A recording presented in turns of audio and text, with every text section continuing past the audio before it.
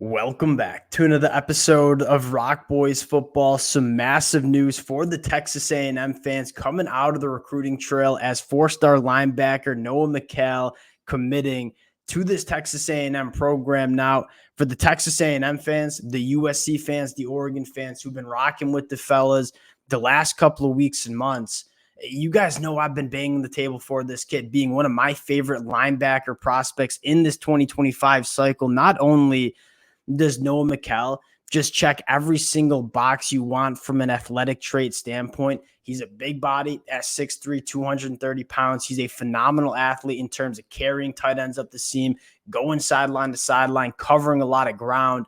This kid blends elite athleticism with just one of the higher football IQs you see in this 2025 class at that linebacker spot. And I think another thing to note here, we've talked extensively about Mike Elko recruiting the state of Texas, doing a really nice job there.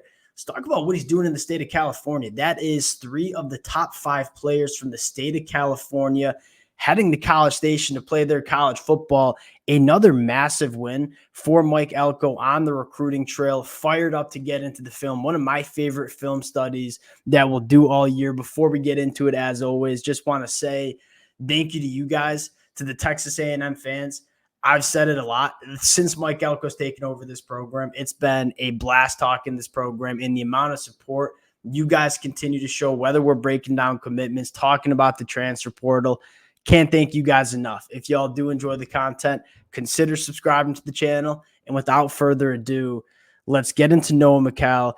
And I think you want to start with just the pure production that he's had at the high school level. This is a kid that started at the varsity level since his freshman year, over 353 tackles, 31 tackles for loss, 5 interceptions during his high school career. Now, you keep in mind, he hasn't even played his senior year yet, so the production is certainly there. And then you dive into the film and say, this is an elite athlete at that off-ball linebacker position. He can do pretty much everything you want from an off-ball linebacker in the modern era of college football. And that's a really important conversation to have in terms of, you look at how opposing offenses are trying to attack defenses in this era of college football.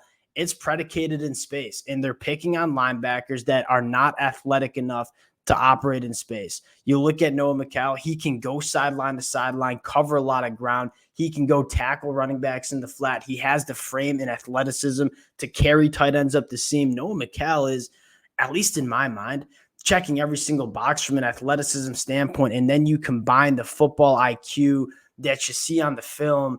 This is one of my favorite linebackers in 2025. And I think more importantly, he plays off-ball linebacker at the high school level. We break down, a lot of top linebackers from the high school ranks just kind of play that edge rusher position at the high school level because of their just pure athleticism. And that makes the transition to the off-ball linebacker spot at the collegiate level kind of rocky. Noah Mikhail is a true off-ball linebacker. He's played it for the last couple of years. He knows how to play. He knows how to diagnose what's in front of him. He plays extremely fast. And you get into the film, and I personally think it's really easy to see why I'm so high on this kid. Not only does he just fire downhill so consistently, and you talk about what made a guy like Edrin Cooper so special for Texas A&M, his ability to attack the line of scrimmage and make negative plays. He's very good on the blitz as well. Again, something that Edrin Cooper did at a very high level for Texas A&M. This is probably my favorite rep here. You look at Noah Mikhail, you start digging into the film, you see the athletic flashes. What I think separates Noah Mikhail from a lot of other off-ball linebackers that you see in this 2025 class is the elite feel for this off-ball backer position. You talk about coverage. This is a lot of growing pains that these young linebackers have, is when they go to the collegiate level, they need to operate in space, drop back in coverage, and kind of have a feel for the route trees that are happening behind them and in front of them, and they struggle. You look at Noah Mikhail and say, just elite command of what he's seeing. He sees this wide receiver cross his face, takes away the throwing window, makes a play on the football. Again, that type of stuff you just don't see from a lot of off-ball linebackers at the high school level. Noah Mikhail puts it on film at a high level. Phenomenal athlete, can play both sides of the football. He is a very good wide receiver, running back, tight end. They use him all around on the offensive side of the football, and you see a little bit of ball skills there. When you look at linebackers, you have to go man coverage on tight ends, man coverage on running backs. Can you operate with the football in the air? Noah Mikhail certainly shows that ability. You continue to work through the film, and I love this one too. I mean, talk about just working through traffic and having a really, really good feel for your run fits and how you're coming up and making plays. Not only are we going sideline to sideline, hawking the ball carrier down, he just shows really good ability to work through traffic and being able to feel what's going on in front of him and finding the ball carrier. And I think my second favorite rep that we see with Noah Mikhail is what he does in coverage. Again, we just saw him take away that throwing window and take one the other way.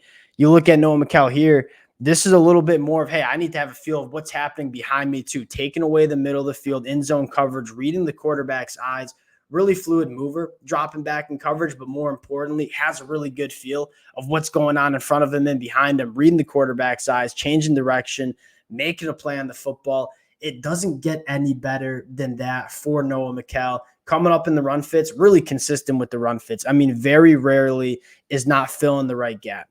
And you take a look at Texas A&M in 2025, top 10 class in the country, you start scrolling down and say, hey, one, Texas A&M cleaning up on the offensive line, guys like Marcus Garcia, Jonte Newman, Connor Carty, and then the defensive line, guys like Landon Rick. I think Mike Elko is building this program from the line of scrimmage out.